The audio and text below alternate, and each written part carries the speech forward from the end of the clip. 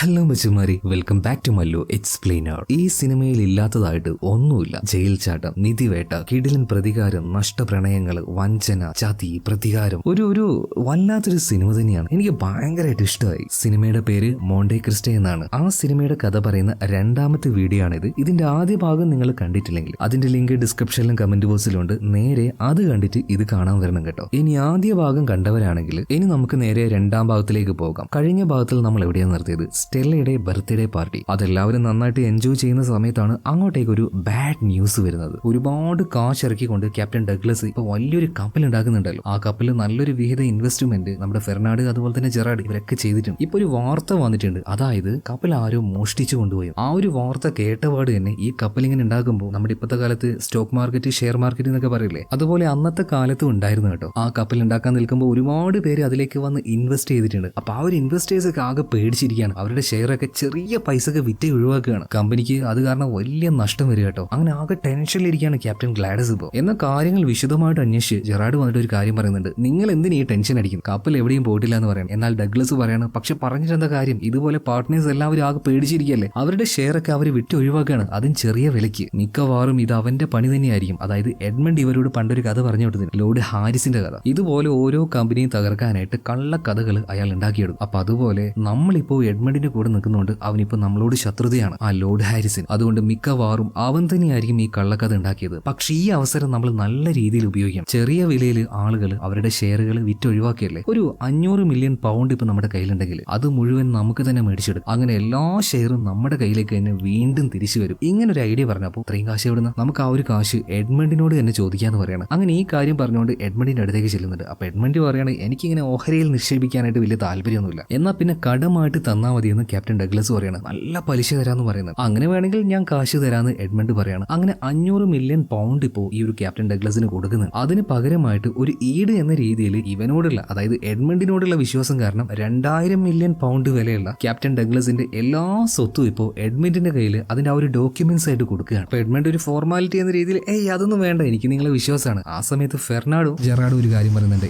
അതൊന്നും പറഞ്ഞാൽ പറ്റില്ല, ഫ്രണ്ട്ഷിപ്പും ബിസിനസ്സും വേറെ വേറെ, നിങ്ങൾ എന്തായാലും മേടിക്കണം എന്ന് പറയണം കോട്ടെ എന്ന് പറഞ്ഞിട്ട് അവസാനം അവരുടെ നിർബന്ധം പ്രകാരം എഡ്മണ്ട് മേടിക്കുന്നത് പോലെ ഒന്ന് അഭിനയിക്കുകയാണ്. ഇതിനുശേഷം ജെറാഡ് ഒരു കാര്യം പറയുന്നുണ്ട്, നമുക്കെതിരെ ഒരു കള്ള ന്യൂസ് കൊടുത്ത് ആ ലോർഡ് ഹാരിസ് ഉണ്ടല്ലോ, അവനെ ഞാൻ കോടതിയിൽ കൈ, അവനുള്ള ഏട്ടിന്റെ പണി ഞാൻ കൂട്ടിത്തിരിക്കും. സോ പിന്നീട് കാണിക്കുന്നത് കോർട്ടിലാണ്. ഇതുപോലെ കള്ളക്കഥ പ്രചരിപ്പിച്ചതിന് ലോർഡ് ഹാരിസിനെ കോടതിയിലേക്ക് വിളിപ്പിച്ചിട്ടുണ്ട്. എന്നാൽ ഉച്ചവരെ കാത്തിട്ടും അങ്ങനെ ഒരു ലോർഡ് ഹാരിസ് കോടതിയിലേക്ക് വരുന്നില്ല. അങ്ങനെ ഒരാൾ ഉണ്ടെങ്കിലല്ലേ വരുവുള്ളൂ. പക്ഷേ വന്നിട്ടില്ലെങ്കിൽ അയാൾക്കെതിരെ വലിയ കേസും കാര്യങ്ങളും നടക്കുകയും. അങ്ങനെ കുറച്ചു നേരം കഴിഞ്ഞപ്പോൾ ലോർഡ് ഹാരിസിന്റെ ആളെന്നോണം ഒരാൾ കോടതിയിൽ ഹാജരാകുകയാണ്. ആ ആളെ കണ്ട് എല്ലാവരും ഞെട്ടുന്നുണ്ട്. അത് മറ്റാരുമല്ല, നമ്മുടെ ആൻഡ്രിയ ആയിരുന്നു. ഇതേ നേരം തന്നെ ഈ എഡ്മണ്ട് പോയിട്ട്, അതായത് ഫാദറിന്റെ വേഷം ധരിച്ചു പോയിട്ട് ക്യാപ്റ്റൻ ഡഗ്ലസിന്റെ കൂടെ അന്ന് പണ്ട് നിന്നുകൊണ്ട് എഡ്മണ്ടിനെ ചതിച്ച ഒരാളില്ലേ, ആ ആള് കുറച്ച് ആളുകളുമായിട്ട് നേരെ തീരത്തേക്ക് പോകണം. ഇതേ സമയത്ത് തന്നെ കോടതിയിൽ ഹാജരായ ആൻഡ്രിയ കാണിക്കുകയാണ്. അപ്പൊ ആൻഡ്രിയോട് കോടതി ചോദിക്കുന്നുണ്ട്, ഇതുപോലെ നിങ്ങൾ എന്തിനാണ് ഒരു ഫേക്ക് ആയിട്ടുള്ള ന്യൂസ് പടർത്തിയത് എന്ന്. ആൻഡ്രിയ പറഞ്ഞു, ആര് പറഞ്ഞു അതൊരു നുണക്കഥയാണെന്ന്? അന്വേഷിച്ചു നോക്ക്, അദ്ദേഹത്തിന്റെ കപ്പൽ ഇപ്പൊ കാണാനില്ല. പറഞ്ഞതുപോലെ തന്നെ ഓഫീസേഴ്സ് അവര് പോയിട്ട് കടലിൽ കിടക്കുന്ന ആ ഒരു കപ്പൽ അന്വേഷിച്ചപ്പോൾ അത് നേരത്തെ കൊണ്ടുപോയി. ഇപ്പൊ മനസ്സിലായില്ലേ എന്തായിരുന്നു എഡ്മണ്ടിന്റെ ആ ഒരു പദ്ധതി എന്ന്? ഇനിയിപ്പോ കോടതിയിൽ ഈ ഒരു കേസ് നിലനിൽക്കില്ല. ഇവര് പത്രത്തിൽ കൊടുത്ത ആ ഒരു വാർത്ത അത് സത്യം തന്നെയാണ്. പിന്നെ വേറൊരു കാര്യം കൂടെ എനിക്ക് കോടതിയോട് പറയാനുണ്ട്. അതായത്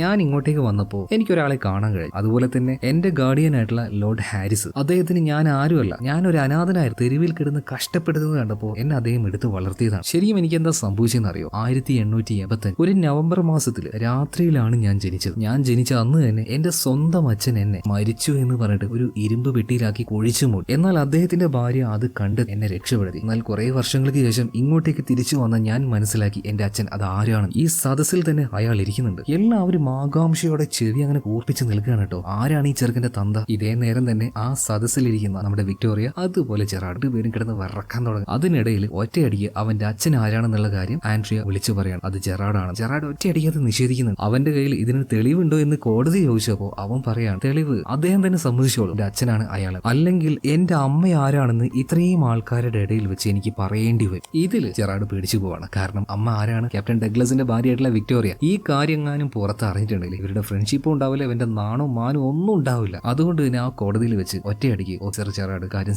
സമ്മതിക്കുക എന്ന് പറഞ്ഞാൽ അത് എന്താ പറയാ, എന്റെ മകനാണെന്ന് പറയാതെ അവിടെ നിന്ന് ഇറങ്ങി പോവാണ്. മൗനം സമ്മതം എന്ന രീതിയിൽ എല്ലാവർക്കും കാര്യം മനസ്സിലായി. ആൻഡ്രിയയുടെ തന്ത മറ്റാരുമല്ല, ഈ ഇറങ്ങിപ്പോയ ജെറാഡാണ്. അതുപോലെ കപ്പൽ കാണാതായി എന്ന് പറഞ്ഞു കൊടുത്ത ആ ഒരു കേസ് ഉണ്ടല്ലോ, അത് സത്യമായതുകൊണ്ട് കേസും നിലനിൽക്കില്ല. അങ്ങനെ കോടതി മുറിയിൽ നിൽക്കുന്ന ആൻഡ്രിയ അവനെ നിറ കണ്ണുകളുമായിട്ട് ഒരാൾ നോക്കി നിൽക്കുന്നുണ്ട് കേട്ടോ. മറ്റാരുമല്ല, അവന്റെ യഥാർത്ഥ അമ്മയായിട്ടുള്ള വിക്ടോറിയ. അവർക്കറിയില്ലായിരുന്നു തന്റെ മകൻ ജനിച്ചപാട് തന്നെ അവനെ ജീവനോടെയാണ് കുഴിച്ചു മുടിയതെന്ന്. മരിച്ചുപോയി എന്നാണ് വിക്ടോറിയയും കരുതിയത്. തന്റെ മകൻ എത്രത്തോളം കഷ്ടപ്പെട്ടിട്ടുണ്ടാവും, അവനിങ്ങനെ അനാഥനായിട്ട് ഇത്ര ബുദ്ധിമുട്ടിയാ വളർന്നത്. ഈ കാര്യമെല്ലാം ആലോചിച്ച് കണ്ണുനീരോട് കൂടിയിട്ട് ആൻഡ്രിയെ നോക്കി നിൽക്കുകയാണ്. എന്നാൽ ഇവിടെ വെച്ച് എന്തെങ്കിലും പറയാൻ പറ്റുമോ മോനെ എന്ന് പറഞ്ഞിട്ട് അവനൊന്ന് ആശ്വസിപ്പിക്കാൻ പറ്റുമോ? ഒന്നുമില്ല. അതുപോലെ ക്യാപ്റ്റൻ ഡഗ്ലസ് വിക്ടോറിയയും കൂട്ടി അവിടെ നിന്ന് പോകുന്നുണ്ട്. ഇതേ നേരം തന്നെ ആൻഡ്രിയ നേരെ പോകുന്നത് സ്റ്റെല്ലയുടെ അടുത്തേക്കാണ്. സ്റ്റെല്ലയോട് എല്ലാ കാര്യവും പറയാണ്. എന്റെ ഈ ഒരു പ്രണയൊക്കെ ഒരു അഭിനയമായിരുന്നു. നീ മനസ്സിലാക്കേണ്ട ഒരു കാര്യം, ഞാനും നീയും സഹോദരങ്ങളാണ്. നമ്മുടെ രണ്ടുപേരുടെയും അമ്മ ഒരാളാണ്. എന്തായാലും നിനക്ക് നല്ലൊരു ജീവിതമുണ്ട്, ആ ജീവിതം ജീവിച്ചു തീർ, ഞാൻ എന്റെ വഴിക്ക് പോകാന്ന് പറഞ്ഞിട്ട് ഇപ്പോൾ ആൻഡ്രിയ അവിടെ നിന്ന് പോകുന്നുണ്ട്. അങ്ങനെ കേസെല്ലാം കഴിഞ്ഞ് പുറത്തേക്ക് വന്ന സമയത്ത് നമ്മുടെ എഡ്മണ്ടിന്റെ അടുത്തേക്ക് ഈ ഒരു ക്യാപ്റ്റൻ ഡഗ്ലസ് വന്നിട്ട് പറയണം, എടോ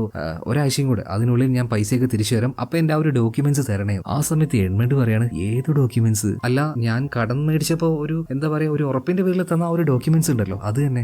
അതൊക്കെ പോയി മോനെ, എല്ലാം എന്റെ പേരിലായി കഴിഞ്ഞു. ഇനി ഇങ്ങോട്ടേക്ക് ചോദിക്കാൻ വന്നിട്ട് യാതൊരു കാര്യമില്ല. ഇത് പറഞ്ഞത് കേട്ടപ്പോ ക്യാപ്റ്റൻ ഡഗ്ലസിന്റെ കിളി അങ്ങോട്ട് പാറുകയാണ്. ഇയാൾ ഇട്ടിരിക്കുന്ന ആ ഒരു ജഡ്ഡിയും കൂട്ടുമല്ലാതെ ഇയാൾക്ക് വേറൊന്നും സ്വന്തമായിട്ടില്ല. ഇനിയിപ്പോ ഈ കോടതി വിട്ട് പുറത്തേക്ക് ഇറങ്ങിയാൽ നേരെ തെരുവിലേക്ക് പോകാം. അയാളുടെ കാര്യത്തിൽ ഒരു തീരുമാനമായി. പണ്ടത്തേതുപോലെ തന്നെ തെക്ക് വടക്കുന്നാണ്. ഇതേ സമയത്ത് തന്നെ ആ ഓഫീസർ ജെറാഡ് ഇപ്പൊ ഓഫീസറൊന്നും അല്ലാട്ടോ, വലിയ അധികാരിയാണ്. പൊളിറ്റിക്സിലൊക്കെ നല്ല പവറുള്ള ആളാണ്. എന്തായാലും ഈ ഒരു ജെറാഡ് പോകുന്ന സമയത്ത് പിന്നിൽ നിന്നും അങ്ങോട്ടേക്ക് വന്ന ആൻഡ്രി അച്ചാന്ന് പറഞ്ഞിട്ട് ഈ ഒരു ജെറാഡിനെ വിളിക്കുകയാണ്. തിരിഞ്ഞു നോക്കിയ അതേ സമയത്ത് തന്നെ അന്ന് ആ മാനിന്റെ കഴുത്തിലേക്ക് എങ്ങനെ കത്തി കയറ്റി അതേ രീതിയിൽ തന്നെ സ്വന്തം അച്ഛന്റെ കഴുത്തിലേക്ക് പല തവണ അവൻ ആ ഒരു കത്തി കുത്തി കയറ്റുകയാണ്. അവന്റെ ജീവിതം ഈ രീതിയിലാക്കിയതിന്, അവന്റെ അമ്മയെ ചതിച്ചതിന്, അവൻ ഇതുപോലെ എടുത്ത് രക്ഷപ്പെടുത്തിയ അവന്റെ ആന്റി, അതായത് ഏഞ്ചല, അവളോട് ചെയ്ത ആ ഒരു ക്രൂരതക്ക് എല്ലാത്തിനുള്ളത് ഒറ്റ കുത്തിൽ അവൻ കൊടുക്കുകയാണ്. അവിടെ പെട്ടഞ്ഞ് വീണ് മരിക്കുന്നുണ്ട് ജെറാഡ്. എന്നാൽ അവിടെ നിന്ന് ഓടി രക്ഷപ്പെടാൻ നോക്കിയ ആൻഡ്രിയ അവിടെ ഉണ്ടായിരുന്ന പോലീസുകാർ ഷൂട്ട് ചെയ്ത് കൊന്നുകളയാണ്. സത്യം പറഞ്ഞാൽ ഇവിടെ വെച്ച് ജെറാഡിനെ കൊല്ലണം എന്നുള്ളത് ഇവരുടെ പ്ലാനിൽ ഇല്ലായിരുന്നു. അതുകൊണ്ടാണ് ഇതിങ്ങനെ പാളിപ്പോയത്. ഇതിനുശേഷം ആൻഡ്രിയ അവന്റെ ആ ഒരു ബോഡി അത് അടക്കം ചെയ്യാം. രണ്ടുപേരും മാത്രമേ ഇപ്പൊ അവിടെ ഉള്ളൂ, എഡ്മണ്ട് അതുപോലെ തന്നെ ഹൈഡി ഒരു കാര്യം ചോദിക്കുന്നുണ്ട്. അവന്റെ ഉള്ളിൽ പക ഇട്ട് കൊടുത്ത് അവസാനം നിങ്ങൾ അവനെ കൊണ്ടുപോയിട്ട് കൊലക്ക് കൊടുത്തില്ലേ? ഇപ്പൊ എഡ്മണ്ട് പറയാണ്, ഇത് നമ്മുടെ പ്ലാനിലുള്ള ഒരു കാര്യമായിരുന്നില്ലല്ലോ, അതുകൊണ്ടല്ലേ അവൻ മരിച്ചുപോയത്. പക്ഷേ ഹൈഡി പറയുന്ന ഒരു പോയിന്റ് ഉണ്ട്, അതായത് അവന്റെ ഉള്ളിൽ പക ഇട്ട് കൊടുത്തത്, അത് നിറച്ചത് അത് നിങ്ങളല്ലേ. അതുകൊണ്ട് ഒരു പരിധി വരെ ഇവന്റെ മരണത്തിന് കാരണക്കാരൻ അത് നിങ്ങളാണ്. എനിക്കും ഇതല്ലാതെ മറ്റൊരു അവസ്ഥ വരാൻ പോകുന്നില്ല എന്ന് എനിക്ക് നന്നായിട്ട് അറിയാം. അതുകൊണ്ട് തന്നെ ഇവിടെ വെച്ച് ഞാൻ നിർത്തുകയാണ്, ഞാൻ പോവാന്ന് പറഞ്ഞിട്ട് അവൾ അവിടെ നിന്ന് പോകുന്ന സമയത്ത് എഡ്മണ്ട് ഉറക്കനെ വിളിച്ചു പറയുന്നുണ്ട്, ഹൈഡി നീ ആരാണ്? നിന്റെ അച്ഛന്റെ പേരെന്താണ്? ഒരിക്കലും നീ അത് മറക്കാൻ പാടില്ല. അതായത് ഹൈഡിയും ഇവരുടെ കൂട്ടത്തിൽ വന്നു ചേർന്നത് അതിന് വ്യക്തമായ കാരണം ഉണ്ടായിരുന്നു. അവൾ ഇവിടം വിട്ട് പോവാൻ നിൽക്കുന്നത് കൊണ്ട് തന്നെ അവൾ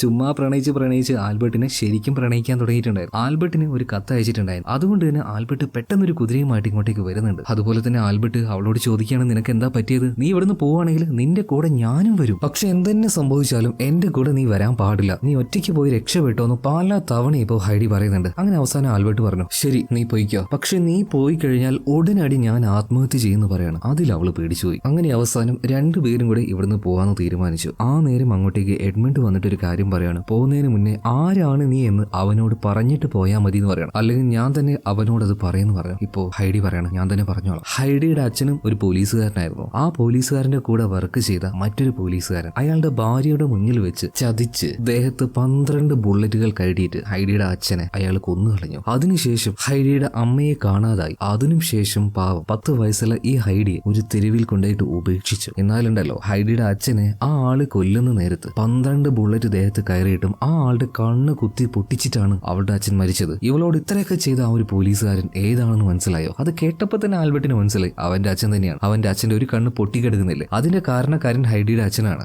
പക്ഷെ ഇങ്ങനെയൊക്കെ സത്യം മനസ്സിലായിട്ടും എഡ്മണ്ടിനോട് പറയാണ്, നിങ്ങൾ എന്നെ വഞ്ചിക്കുകയായിരുന്നല്ലേ, എന്റെ പിതാവ് ചെയ്തതിന് എന്നെ എന്തിനാണ് ഇങ്ങനെ മാനസികമായിട്ട് ദ്രോഹിക്കുന്നത്? ആ സമയത്ത് എഡ്മണ്ട് ബൈബിളിലെ ഒരു വാചകം പറയുന്നുണ്ട്, എന്താണോ പിതാവ് ചെയ്യുന്നത് ആ കർമ്മഫലം അത് മകൻ അനുഭവിച്ചേ മതിയാകും. പിന്നീട് അവിടുന്ന് ആൽബർട്ടിനെയും കൂട്ടി ഹൈഡി അവിടുന്ന് പോകണം. അല്പനേരം കഴിഞ്ഞപ്പോൾ അങ്ങോട്ടേക്ക് മറ്റൊരാൾ വരുന്നുണ്ട്. ആരായിരിക്കും? മെർസിഡീസ്. വന്ന വാർഡിനെ മെർസിഡീസ് എഡ്മണ്ടിന്റെ പേര് വെച്ച് അവനെ വിളിക്കുകയാണ്. എഡ്മണ്ട് ആകെ ഞെട്ടിപ്പോയി. അപ്പോ നിനക്ക് എന്നെ മനസ്സിലായിരുന്നു അല്ലേ? ആദ്യ നോട്ടത്തിൽ തന്നെ നിന്റെ ശബ്ദം കേട്ടപ്പോൾ തന്നെ എനിക്ക് മനസ്സിലായി ഇത് നീയാണെന്ന്. എല്ലാ കുറ്റവും ചെയ്തത് ഞാനാണ്, നിനക്ക് വേണ്ടി കാത്തിരുന്നില്ല. യഥാർത്ഥത്തിൽ എന്ത് സംഭവിച്ചതെന്ന് ഞാൻ അന്വേഷിക്കാൻ പോയില്ല. എന്നാൽ ശരിക്കും എന്താ സംഭവിച്ചതെന്ന് അറിയാമെന്ന് എഡ്മണ്ട് മെർസിഡീസിനോട് ചോദിക്കുകയാണ്. അവളുടെ ഹസ്ബൻഡ് ഉണ്ടല്ലോ ഫെർണാഡ്, കൂടെ നിന്ന് ചതിക്കുകയായിരുന്നു നിന്നെ സ്വന്താക്കാൻ, എന്നെ പോലെ ഒരാളെ അംഗീകരിക്കാൻ പറ്റാത്തതുകൊണ്ട്. ഇത് കേട്ട് കഴിഞ്ഞപ്പോൾ മെർസിഡീസ് ഇത്രയും വർഷം ഈ കാര്യമൊന്നും അറിയില്ലായിരുന്നു. അവൾ വിവാഹം കഴിച്ച ഫെർണാഡ് അതൊരു നല്ല മനുഷ്യനായിരുന്നു എന്നാണ് മെർസിഡീസ് വിചാരിച്ചത്. അവളാകെ ഷോക്കായി പോയി. പിന്നീട് അവൾ ഒറ്റൊരു കാര്യം പറയുന്നുള്ളൂ, നിന്നെ ചതിച്ച അവന് വേണമെങ്കിൽ നിനക്ക് കൊന്നുകളയാം. നിനക്ക് വേണ്ടി കാത്തിരിക്കേണ്ടിയിരുന്ന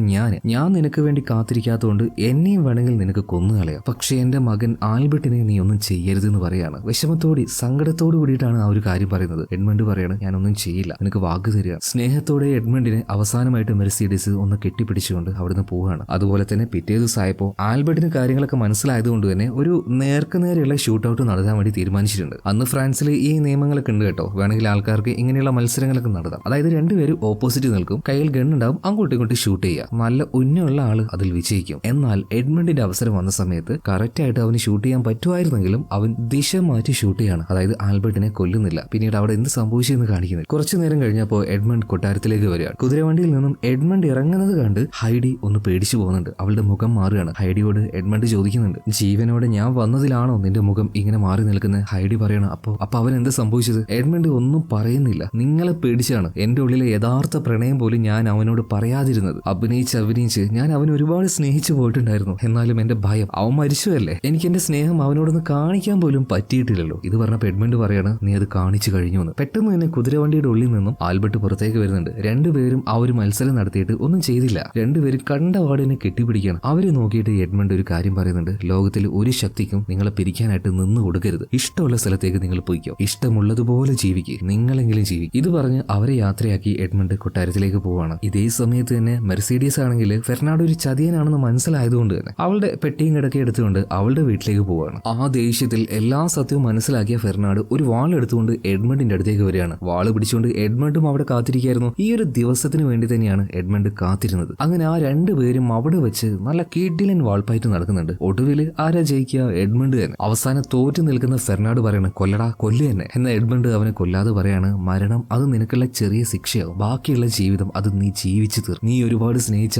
ആരും കൂടെ ഇല്ലാതെ ഏകനായിട്ട് ജീവിച്ച് തീർക്കടാ, ഇതാണ് ഞാൻ നിനക്ക് തരുന്ന ശിക്ഷ എന്ന് പറഞ്ഞിട്ട് എഡ്മണ്ട് അവിടുന്ന് പോകുന്നുണ്ട്. ഇതേ സമയത്ത് തന്നെ മെർസിഡീസ് അവളുടെ നാട്ടിലേക്ക് പോയല്ലോ, പ്രാർത്ഥനയ്ക്കായിട്ട് ചർച്ചിലേക്ക് പോകുന്നുണ്ട്. ആ സമയത്ത് അവിടെ പഴയൊരു ബൈബിള് കണ്ട് അവളത് തുറന്നു നോക്കുമ്പോൾ അതിനുള്ളിൽ എഡ്മണ്ടിന്റെ ഒരു കത്തുണ്ടായിരുന്നു. നമ്മൾ രണ്ടുപേരും ആഗ്രഹിച്ചതുപോലെ ഒരു ജീവിതം നമുക്ക് കിട്ടിയിട്ടില്ല, എന്നാൽ ആ ജീവിതം എന്റെ വളർത്തുമകൾക്കും അതുപോലെ തന്നെ നിന്റെ മകനും കിട്ടും. അവര് സന്തോഷമായിട്ട് ഈ ലോകത്തിന്റെ ഏതെങ്കിലും ഒരു കോണിൽ പോയിട്ട് ജീവിക്കുന്നുണ്ടാവും. ഇനി ദൈവം നമ്മുടെ കൂടെ ഉണ്ടെങ്കിൽ ജീവിതത്തിന്റെ അവസാന കാലഘട്ടത്തിലെങ്കിലും നമുക്ക് രണ്ടുപേർക്കും ഒരുമിച്ച് ജീവിക്കും എന്ന് നിന്റെ സ്വന്തം എഡ്മണ്ട്. കത്ത് വായിച്ചതോട് കൂടിയിട്ട് മെർസിഡീസിന്റെ കണ്ണുകൾ നിറഞ്ഞൊഴുകാൻ തുടങ്ങുകയാണ്. അതുപോലെ തന്നെ എഡ്മണ്ടിനെ അവസാനം കാണിക്കുന്നുണ്ട്. ആ കപ്പലുമായിട്ട് കടലിലേക്ക് അവൻ ഒറ്റയ്ക്ക് പോയിരിക്കുകയാണ്. അവന്റെ സാഹസികമായ യാത്രകൾ അത് വീണ്ടും ആരംഭിക്കാൻ വേണ്ടി പോവാണ്. ഇത് കാണിച്ചുകൊണ്ട് ഈ സിനിമ ഇവിടെ തീരുകയാണ് കേട്ടോ. ഈയിടെ ഞാൻ കണ്ടതിൽ വെച്ച് ഏറ്റവും ഒരു കിട്ടിലൻ സിനിമ എന്ന് പറയാം.